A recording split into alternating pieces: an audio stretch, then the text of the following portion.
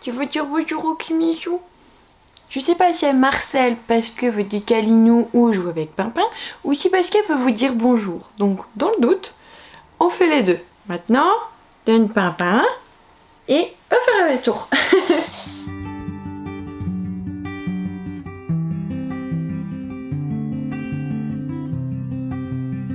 J'espère que vous allez bien les Kimichou, je vous retrouve du coup impatiente puisque je suis rentrée de vacances hier soir à 23 h. La première chose que j'avais envie de faire, mais j'étais claquée, c'était d'ouvrir tout ce que j'ai reçu avec vous et vous présenter du coup les achats de ces vacances.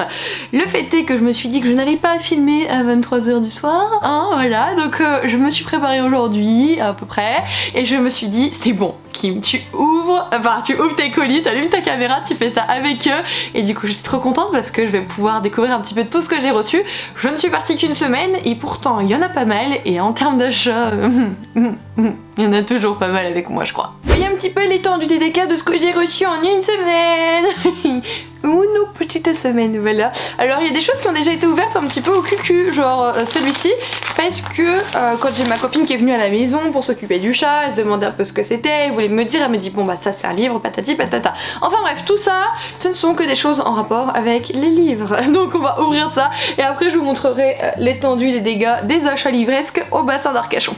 Je vous propose du coup de commencer avec celui-là que je vous disais là qui était déjà quelque peu entrouvert et je suis trop contente de voir de quoi il s'agit. C'est une nouveauté du coup chez la Martinière Jeunesse qui est déjà sortie.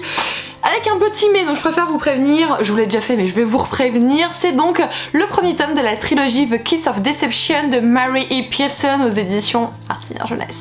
Pourquoi je dis attention warning machin bidule? Parce que en fait à l'arrière vous avez ces deux couvertures-ci, c'est le tome 1 donc Dance of Fizz et Vow of Fizz qui est une duologie qui est issue de l'univers de The Kiss of Deception. Donc en fait, si vous n'avez pas lu The Kiss of Deception et vous allez directement dans cette duologie, sur le principe c'est ok, sauf qu'en fait ça va vous spoiler l'intrigue de ce bouquin, enfin de cette trilogie, simplement parce qu'on va faire une demoiselle qui va se sauver, qui ne veut pas épouser la personne qu'elle est censée épouser, et on va suivre deux protagonistes masculins, sauf que l'un lui veut du mal et l'autre lui veut du bien. Et en fait, si on lit Dance of Fizz, on sait ce qui est arrivé, on sait qui est le bon et le mauvais personnage. Donc en fait la trilogie tombe à l'eau.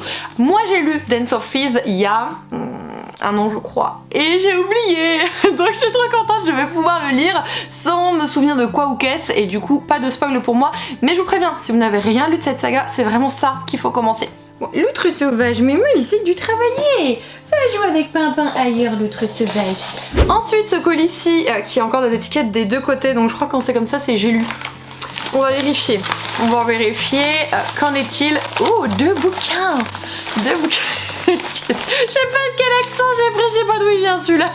Alors celui-ci j'avais posé une question à l'attaché presse mais je suis pas sûre, enfin soit elle m'a répondu et j'ai pas vu mais je crois que j'ai vu, enfin du coup j'ai pas la réponse mais j'ai le livre donc je suis un peu perdue. C'est donc le premier intégral du fou et de l'assassin de Robin Hobb donc aux éditions J'ai lu.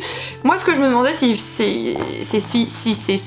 voilà exactement, vous avez compris ma question? Oui vous avez compris.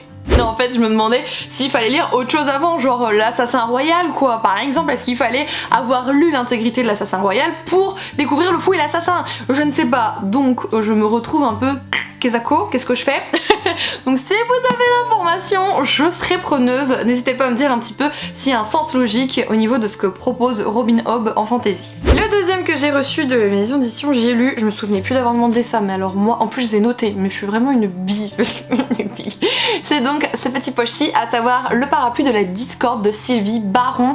On est plutôt sur un espèce de petit cozy murder en fait, voilà pourquoi il m'avait intéressé, cozy murder, cozy mystery, enfin bref, un meurtre un petit peu coucou le Raoul, et on va voir un petit peu ce qu'il en est. Je crois qu'il y a aussi quelque chose comme une personne qui s'intègre dedans pour essayer de deviner qu'est-ce qui s'est vraiment passé, etc. Donc à voir, il est pas si gros, il fait un peu moins de 400 pages, bon j'espère qu'il se lira bien et que je passerai un bon moment de lecture. Ici on a du coup un paquet des éditions Hugo Roman.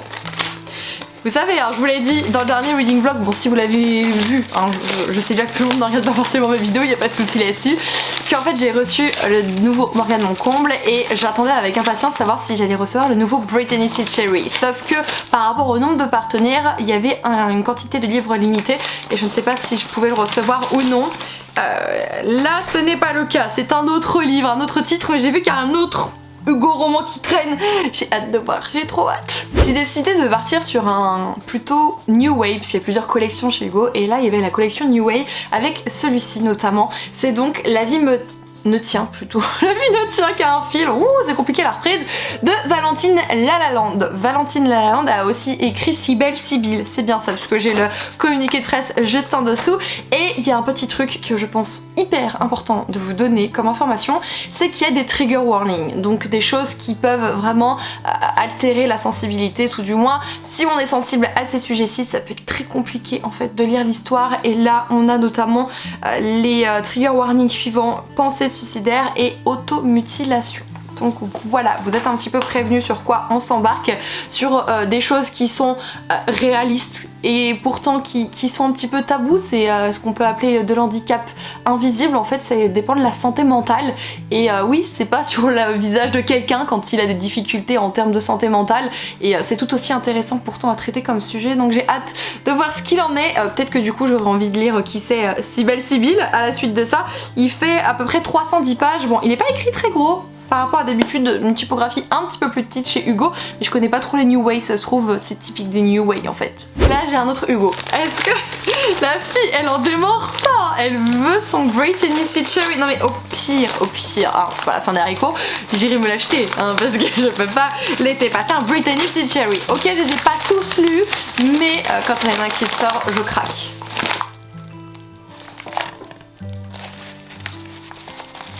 J'ai cru que c'est les Britney Cherry. Attendez.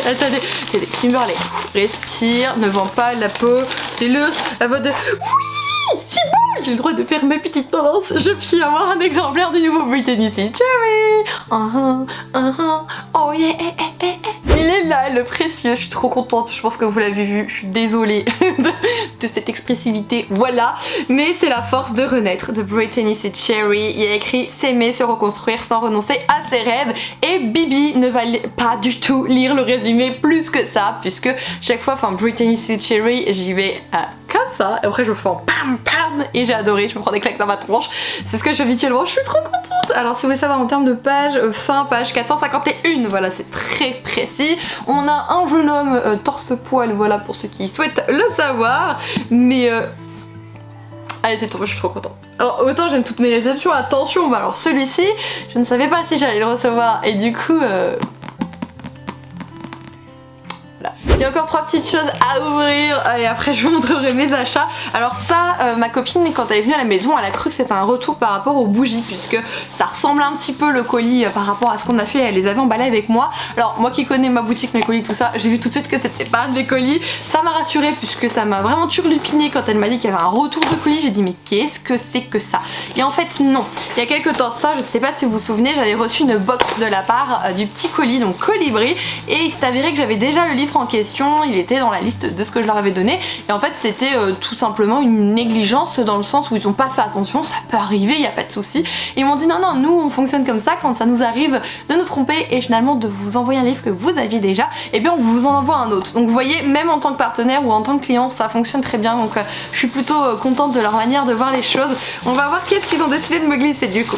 Alors là on est sur un, comment je peux dire ça, un refail, mais c'est ma faute. C'est entièrement ma faute, puisqu'en fait j'avais pas actualisé mes derniers achats par rapport au moment où il y a eu le couac avec la box. J'avais pas remis ceux que j'avais achetés à ce moment-ci en fait, je vais pas poser la question. Et du coup ils me l'ont mis et moi je me le suis acheté aussi. C'est pas grave, ça me gêne pas du tout. Au contraire, je vous ferai peut-être gagner ultérieurement, enfin je verrai ce que je fais. Et comme quoi le choix est extrêmement judicieux. La première fois j'avais eu La ville sans vent, donc ça me dit trop, de Éléonore de Villepoix, donc je sais que c'était ciblé. Et là ils ont encore fait quand même, ils m'ont vraiment bien ciblé avec la trilogie du Nuit d'hiver de Catherine Arden. Donc là c'est l'intégrale des 3 tomes, c'est vendu chez France Loisirs. Donc je pense qu'un concours avec ce genre de livre pourra vous plaire puisque vous ne le retrouvez que chez les libraires France Loisirs, et pour acheter chez eux il faut avoir tout le système de fidélité, chose qui est un peu complexe, ou tout du moins on n'a pas trop envie, etc. Je peux l'entendre, donc je me dis que ça pourrait être trop cool de vous le faire gagner, mais vous voyez, enfin j'aime beaucoup la mentalité du coup du petit colis Colibri, dans le sens où quand vous avez quelque chose et que finalement c'est eux qui ont peut-être pas fait attention à la liste que vous leur avez fournie, et bien du coup ils décident de vous envoyer un autre, et les deux à chaque fois avec moi c'était banco. Donc encore une fois ça va être un petit truc pour vous du coup plus tard, quand je l'aurai lu, je le lirai, nous verrons. Ici c'est aux éditions Bambou, et c'est petit, c'est un manga dont je suis quasiment sûre de savoir ce que c'est, puisque les éditions, tout du moins le groupe Bambou, il y a pas mal de choses chez eux, il y a Doki Doki, il y a... oui c'est bien, il y a pas mal de choses, j'arrive pas à vous les citer. Enfin bref, il y a pas mal de choses, et moi je prends souvent un manga qui est aux éditions Doki Doki, et dont là c'est la suite, effectivement, c'est banco, c'est donc le conte des parias. Tenez, les pépiers, les coincés. Je vais l'enlever. C'est le 5e tome, je suis trop contente, c'est une série éditée en 8, elle est quasiment finie, j'ai pas encore commencé, mais je vais commencer bientôt, j'espère. Non, en ce moment je dévore beaucoup de mangas, donc je m'inquiète vraiment pas. C'est une histoire vraiment sympathique où une petite fille va lier son destin à un diable, et on va découvrir ça dans le Londres du 19e, 18e. Ah, j'ai jeté le papier, je sais plus, attendez, je triche. 19e siècle, voilà. Merci l'anti-sèche. Et je pense que ça peut plaire. Doki Doki, j'ai lu récemment notamment cette maison d'édition The Board Catch Castle, qui était un survival game, et je vous mettrai dans le petit i si vous voulez, il y a mon avis qui est déjà mis sur la chaîne, donc je vais pas me répéter, mais j'ai beaucoup aimé, donc je leur fais confiance, et j'ai hâte de me lancer dans cette saga. Kimberley, lance-toi, bon Dieu. Enfin il me reste ceci. Je sais pas ce que c'est ceci. Je sais pas du tout ce que c'est. On va voir. J'ai aucune indication. Qu'est-ce que c'est? Oh, je l'avais demandé finalement? Bah je crois pas. Je crois que justement je m'étais dit que je le demandais pas. Bon, c'est un petit manga. C'est donc le premier tome de la saga Le lien du destin de Rei Yamada aux éditions Komiku, si je dis pas de bêtises, c'est ça, c'est aux éditions Komiku. Alors je ne sais plus trop de quoi ça parle. Ouais, les graphismes ils sont somme toute plutôt pas mal. Voilà, si vous posez un petit peu la question, on a des graphismes assez intéressants. Oui, donc on est sur une petite histoire, plutôt quelque chose de fantasy fantastique, avec un jeune homme qui a tous des pouvoirs diaboliques, il les a hérités, du coup c'est un peu le paria.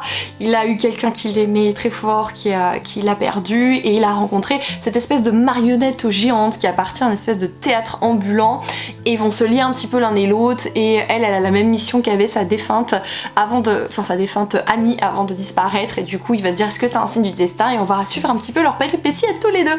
Je ne sais pas du tout combien est-ce qu'il y a de tomes, je ne sais pas, on va voir ce que ça donne, parce que je l'avais vu dans le communiqué de presse et je crois que je m'étais dit que je le demandais pas, ou alors je ne suis pas en accord avec moi-même et j'ai oublié ce que j'ai fait avant les vacances, genre j'ai fait un reset de ce qui s'est passé avant mes vacances, je n'en sais rien, mais voilà, du coup le petit manga si, et c'est le dernier colis que j'avais à ouvrir avec vous. Maintenant faut qu'on passe aux achats, vous êtes pas prêts?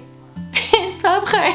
Comme toujours, j'essaierai de pas trop faire des résumés, puisque je vous en reparlerai sur la chaîne de toute façon quand je les lirai, etc. ou quand je les chroniquerai, entre autres, voilà. Vous allez voir qu'il y a beaucoup de choses. J'ai acheté du neuf et de l'occasion, mon chéri m'en a acheté aussi, donc franchement je suis trop contente. Moi le truc que j'adore faire en vacances, c'est faire la tournée des Easy Cash, Cash Express, etc. C'est ce que j'ai fait, j'ai ramené plein de trucs, je suis trop contente. J'ai été à la librairie Mola aussi, enfin je me suis quelque peu éclatée en termes de librairie, donc il est temps de vous montrer tout ça. Sur Bordeaux, je me suis trouvée à ce petit bouquin, si petit, tout est relatif, hein. C'est donc Victorian Fantasy, tome 1, dentelle et nécromance de Georgia Caldera aux éditions J'ai lu.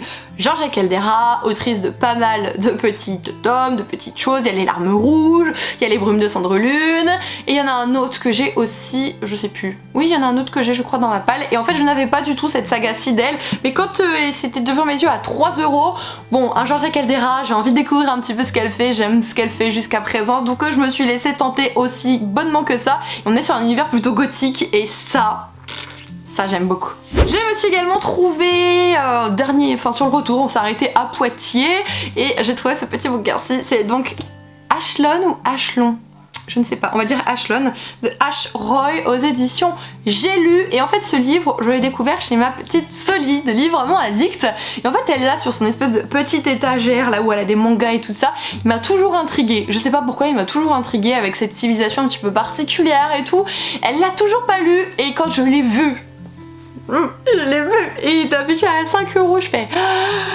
Bon, allez, je vais te sauver. Oh, il y a un truc, attendez, je viens de découvrir un truc. Qu'est-ce que c'est? Il y a un ticket d'autoroute dedans. C'est pas le mien, c'est tout ce que je peux vous dire. 21 août 2020, voilà.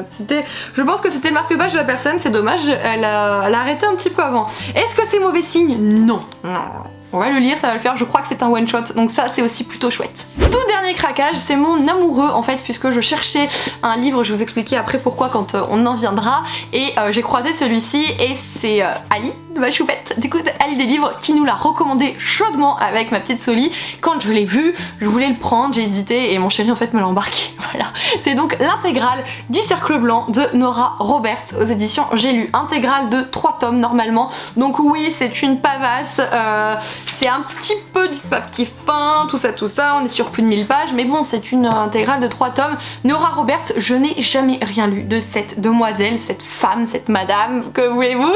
Et en fait, j'en ai beaucoup entendu parler. En fait, dans ma tête, Nora Roberts, c'était un peu les trucs que lisait ma maman, quoi, avec Mary Higgins Clark, etc. Enfin, Agatha Christie pour ma grand-mère, enfin c'était un peu dans tout ce méli-mélo.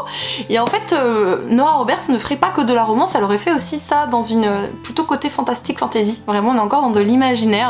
Et ma petite choupette l'avait lu à son adolescence, elle avait adoré, elle les a relus il y a pas longtemps, enfin je crois qu'elle a relu le premier tome. Et du coup quand elle nous a parlé de ça lors de sa relecture, ça m'a un petit peu hypée. Et qui sait, peut-être qu'après je vais découvrir les autres romans de Nora Roberts, on n'est pas à l'abri. J'ai trouvé ceci à la librairie Mola. Voilà. Est-ce que ça va vous parler? Je ne sais pas, peut-être. Tadam! Tadam! Il est trop beau! C'est un toc-toc. C'est donc Princess Bride de William Goldman aux éditions Brajlon. C'est l'édition anniversaire des 30 ans si je ne dis pas de bêtises. Si vous voulez me jeter des tomates, c'est permis. Je n'ai jamais lu ni vu l'adaptation cinématographique de Princess Bride. Voilà, c'est dit, mais j'ai vu cette magnifique édition dans des bibliothèques de d'autres booktubeuses, je ne sais plus chez qui j'ai vu ça, je sais plus, je suis désolée si la personne se sent concernée, excuse-moi de pas t'avoir mentionné, j'ai un gros trou de mémoire, et le fait est que j'étais très intriguée par la beauté du livre, et cette personne je crois avait adoré en fait le livre et l'adaptation, donc je me suis dit, on va voir ça, c'est une histoire d'amour un petit peu chevaleresque et compagnie. Alors ça a un prix, ça coûtait 34 €, voilà, mais c'est une belle édition et j'étais trop contente de pouvoir m'offrir cette belle édition. On enchaîne avec un livre d'occasion qui avait parlé de lui il y a quelques temps déjà, c'est donc Pachinko de Min Jin Lee aux éditions Charleston. Il a quelques petits plis sur le dos mais franchement ça va, c'est des livres qui coûtent normalement quasiment 24 €. J'ai un peu de mal à mettre ce prix là, je vous avoue, mais c'est personnel hein. Et là je l'ai trouvé à 13 € chez Easy Cash, donc je me suis dit on y va. Il y a un autre Charleston, vous allez voir, j'hésitais avec d'autres Charleston encore, mais je me suis dit bon, déjà ça sort un petit peu de ma zone de confort, même si on est sur le continent asiatique, qu'on est sur ce genre de romance un petit peu historique aussi, puisque c'est pas d'actualité, et avec toute cette culture qui est différente et qui pour autant m'intrigue beaucoup. J'ai hâte de voir ça, je sais qu'il y a eu de merveilleux échos sur Pachinko, et c'est pour ça en fait que j'y suis bêtement allée. Alors par contre, niveau couve, c'est pas vraiment ce que j'aime. Quand on a fait un petit tour au Cap Ferré, on est passé devant une mairie et là mon chéri fait « Oh, il y a une boîte à livres !» Attends, je regarde, et là dans le renfoncement il y avait un truc caché, on voyait pas le dos, je pousse avec mon doigt et là je fais oh punaise, j'hésitais à me l'acheter celui-ci, du coup je l'ai pris. C'est donc Les Sorcières de Pendle de Stacy Holst, je sais pas ce que je veux dire, Holst, aux éditions Michel Lafon. On est vraiment dans cette époque un petit peu de la chasse aux sorcières etc. au XVIIe siècle et waouh, trop bien. Il y en a un nouveau dans cette lignée qui est sorti là, c'est Gregory McGuire, ah je sais plus exactement, qui fait partie de la rentrée littéraire. Je me suis dit que j'allais déjà m'atteler à celui-ci pour voir ce qu'il en est et peut-être craquer du coup sur cette autre nouveauté, mais on en parle déjà, la couverture elle est trop belle et en plus est-ce que vous voyez ça? Qu'est-ce que c'est? Un renard. J'adore les petits renards, il m'en fallait pas plus et j'ai pu le découvrir, je vais pouvoir le découvrir gratuitement grâce à une boîte à livres, c'est vraiment super chouette. L'autre Charleston dont je vous parlais, que j'ai acheté aussi d'occasion, c'est donc Castelletto, le premier tome, Chiara de Emma Mars. Et là on est dans quelque chose que je ne connais pas du tout et que je ne lis pratiquement jamais, je sais plus de quand ça date. Oui, ok, donc c'est au XIVe siècle et on est dans cette histoire où une demoiselle, une petite fille, une adolescente va finalement atterrir dans le côté plutôt prostitution. Et on va la découvrir dans sa vie et comment est-ce qu'elle essaye de se battre malgré ce milieu dont elle est maintenant et finalement dont elle n'a pas eu le choix.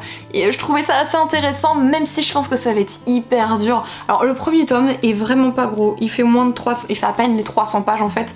Je ne sais pas combien il y en a, je ne sais pas. Donc au moins 2 hein, selon la théorie du complot. Merci Kimi pour cette, comment dirons-nous, cette petite phrase judicieuse dont personne n'aurait compris tout seul, hein, voilà.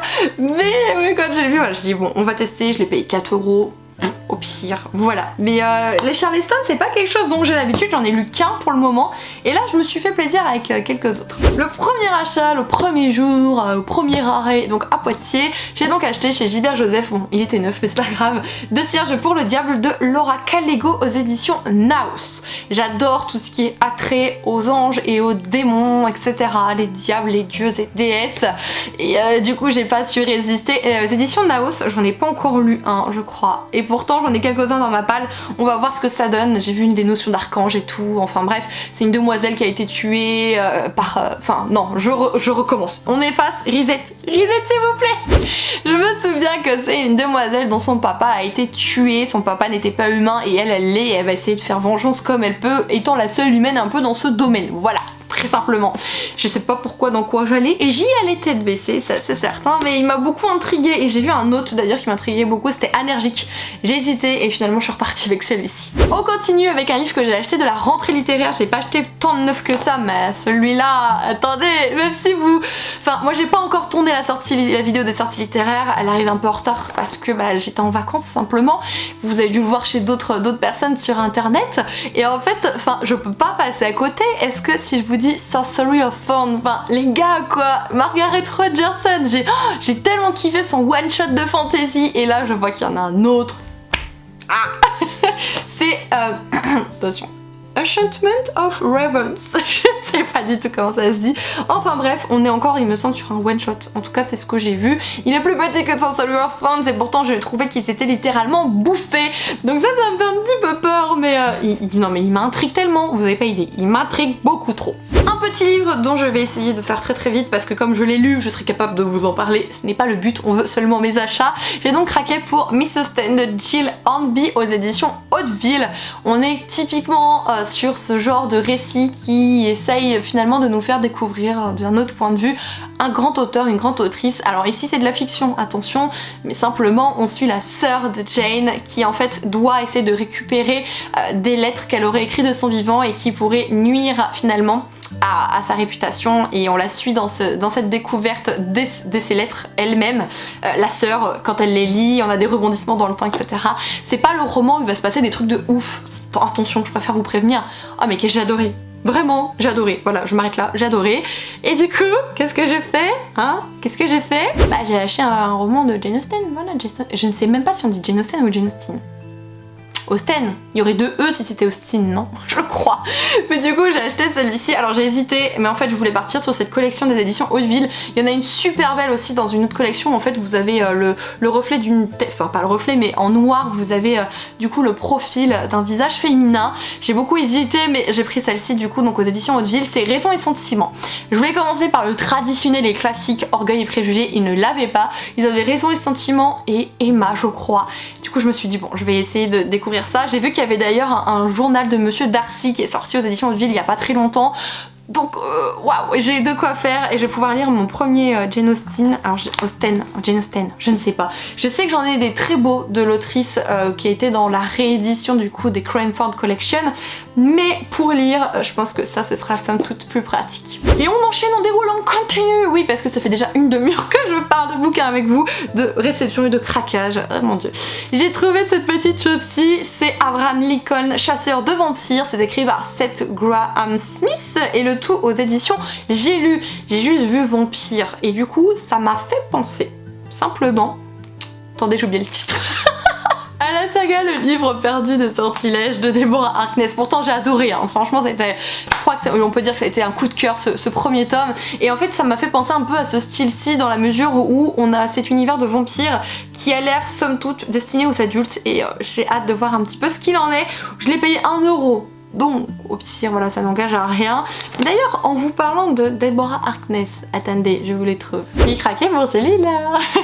C'est La Force du Temps, donc de la même autrice, Jusqu'où aller pour devenir vampire, aux éditions Le Livre de Poche. Et en fait c'est un spin-off de la saga du livre perdu des sortilèges, avec lequel on rencontre un personnage dans la saga principale, et c'est son histoire qui est ici, et c'est l'histoire notamment de Marcus pour ceux qui ont lu la saga. Et du coup quand je l'ai vu, même si au pire je vais pas le lire maintenant, vous allez me dire c'était pas un achat, enfin j'avais pas besoin de l'acheter tout de suite, j'ai encore les 2 autres gros tomes à lire avant quoi. Non, j'ai pas pu le laisser, il m'a regardé et je l'ai sauvé, et je savais qu'il allait être bien au chaud avec ses copains à la maison, donc oui je suis ce genre de lectrice qui a du coup la main sur le cœur. N'importe quoi. Mais en fait voilà, j'étais juste très intriguée et je me suis mal vu le laisser là sur l'étalage. Non, je l'ai amené. Avant de passer au roman, n'importe quoi, avant de passer au graphique, pardon. On sent que c'est dur hein, le retour de vacances. Donc avant de passer au graphique, je termine avec un dernier roman. C'est donc celui-ci.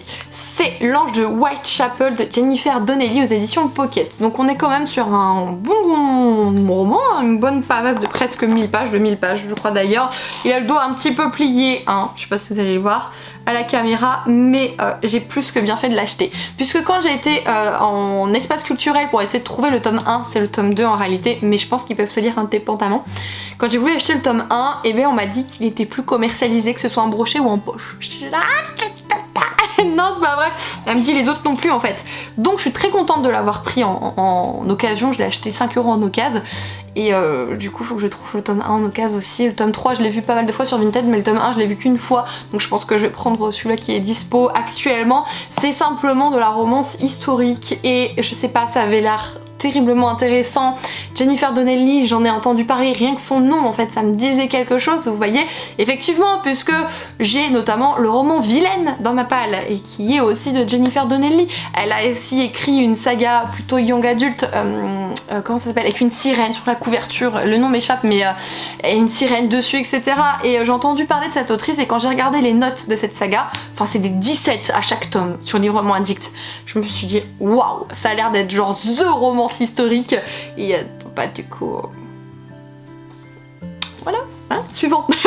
Les mangas que j'ai achetés, ouais ça en fait quelques-uns et encore il y en a 2 qui sont pas là, vous allez comprendre pourquoi. Les 2 qui sont pas là sont en fait le tome 4 et 5 de BL Métamorphose, donc c'est aux éditions Kiwoon et c'est de Kaori Tsurutani et on est un petit peu sur un manga tranche de vie. BL en fait c'est l'acronyme de Boys Love et Boys Love ce sont les mangas où il y a une romance entre 2 personnes de sexe masculin et en fait on va être vraiment dans ce genre de roman intergénérationnel où finalement vous avez une mamie, une personne âgée, une jeune demoiselle qui vont se lier d'amitié par le biais des Boys Love manga et je trouve que c'est génial. Voilà, c'est ma découverte des vacances, c'était mon gros coup de cœur. J'ai acheté le tome 1 et en fait on a fait toutes les librairies pour que j'achète tous les tomes. J'en suis actuellement au tome 4, du coup ça va être très vite à jour et ça me fait trop peur de devoir attendre les autres tomes. Il va falloir que je regarde déjà quand est-ce qu'arrive le tome 6 mais...